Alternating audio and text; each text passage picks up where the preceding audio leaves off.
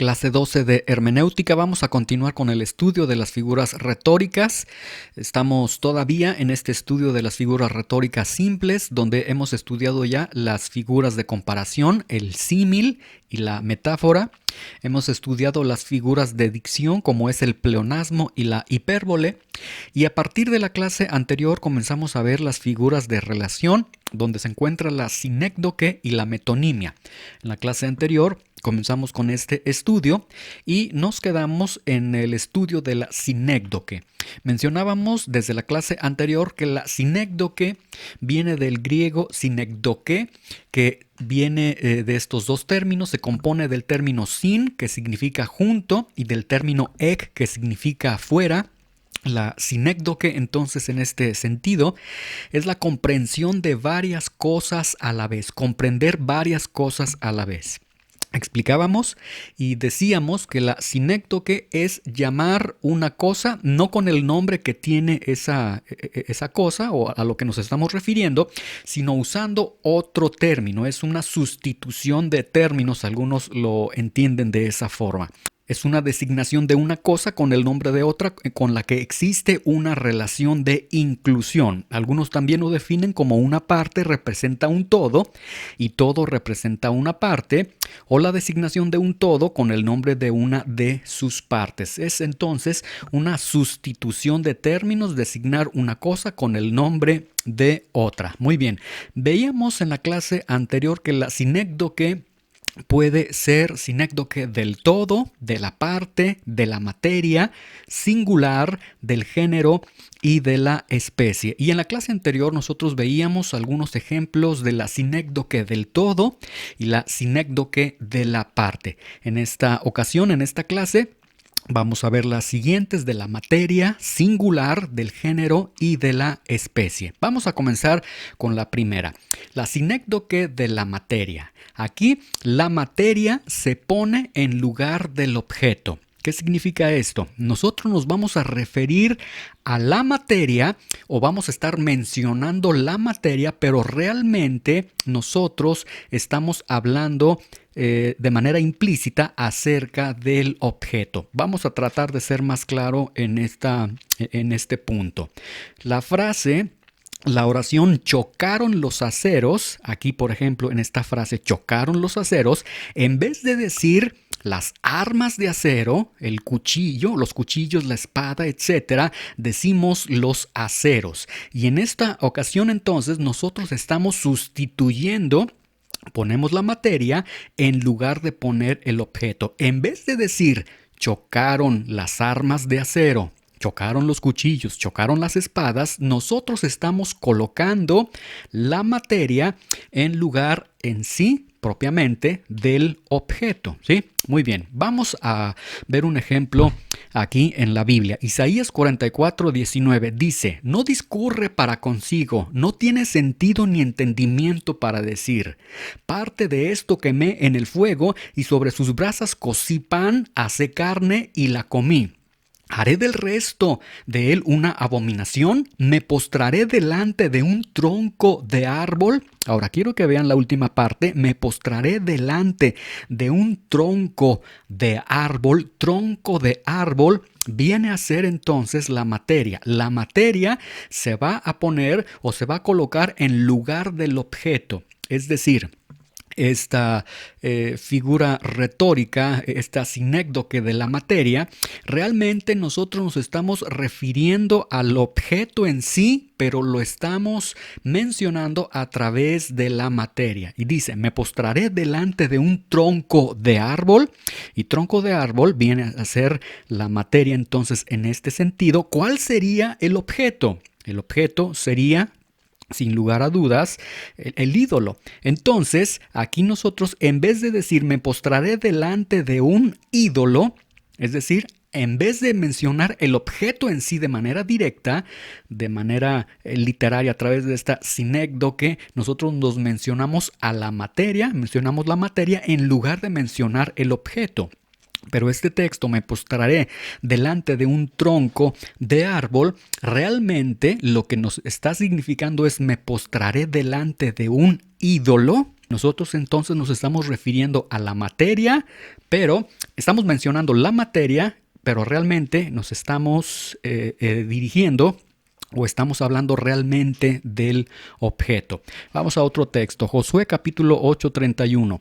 Como Moisés, siervo de Jehová, lo había mandado a los hijos de Israel, como está escrito en el libro de la ley de Moisés, un altar de piedra sobre la cual nadie alzó hierro. Y ahí tenemos la palabra hierro. Nuevamente se está refiriendo, se está poniendo la materia en lugar de objeto. Y aquí nos está hablando de hierro. Un altar de piedra sobre el cual nadie alzó hierro. Hierro viene a ser entonces la materia.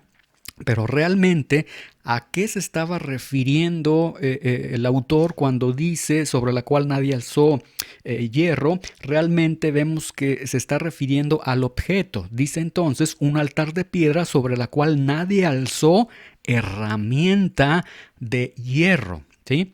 Entonces aquí, con esta figura nuevamente, con esta figura retórica, estamos mencionando la materia en lugar de mencionar el objeto, pero realmente entendemos que nos estamos dirigiendo hacia el objeto o que estamos hablando del objeto. Por eso mencionábamos que la sinécdoque viene a ser una sustitución de términos, ¿sí? Muy bien, vamos ahora a la sinécdoque singular. Aquí, en esta sinécdoque singular, se cita en singular algo que se entiende o algo que representa un plural. Vamos a ver el ejemplo y esto sería muy sencillo. El mexicano no es puntual. Esta expresión, el mexicano no es puntual, nosotros vemos que el mexicano realmente es una cita que se está dando en un sentido singular totalmente.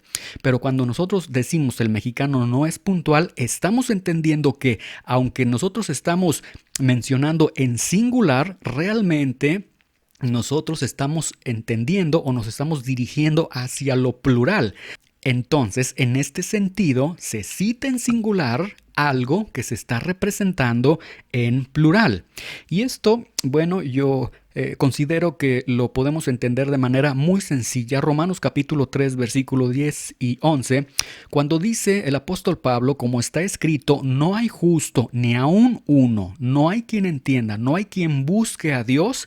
Estos términos gramaticalmente, incluso hasta en nuestra propia gramática española, estos textos se encuentran en un sentido singular. Sin embargo, nosotros los entendemos que cuando dice no hay justo ni aun uno, no se está refiriendo a un solo justo, se está refiriendo a la pluralidad de las personas. Se cita entonces en singular algo que se está representando en plural.